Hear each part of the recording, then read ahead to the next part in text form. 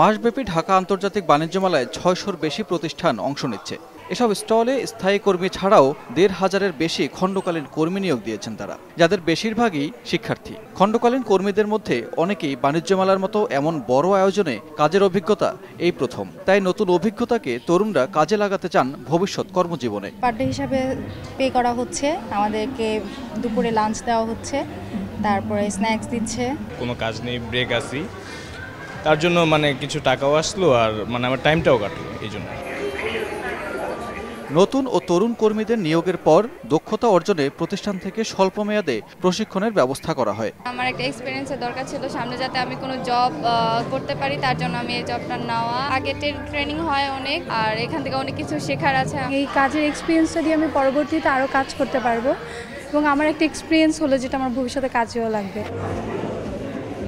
মেলায় আসা দর্শনার্থীরা খণ্ডকালীন কর্মীদের সেবায় সন্তুষ্ট। ইয়ঙ্গার এজে যারা আসছেন তারা অনেক মানুষের সাথে কথা বলতে হয়। বাইরের আউটলেটগুলোতে দেখা যায় কাস্টমার থাকে 10 জন, মেলায় সেখানে তাদের প্রায় 500 জনের সাথে কথা বলতে হয়।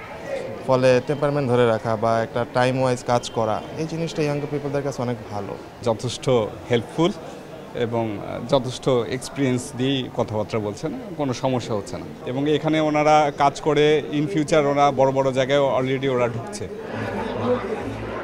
প্রতিদিন সকাল 10টা থেকে রাত 10টা পর্যন্ত কাজ করে একজন খণ্ডকালীন কর্মী মেলা শেষে 10,000 থেকে 20,000 টাকা পর্যন্ত আয় করবেন। সানবীর রূপল, সময় সংবাদ, ঢাকা।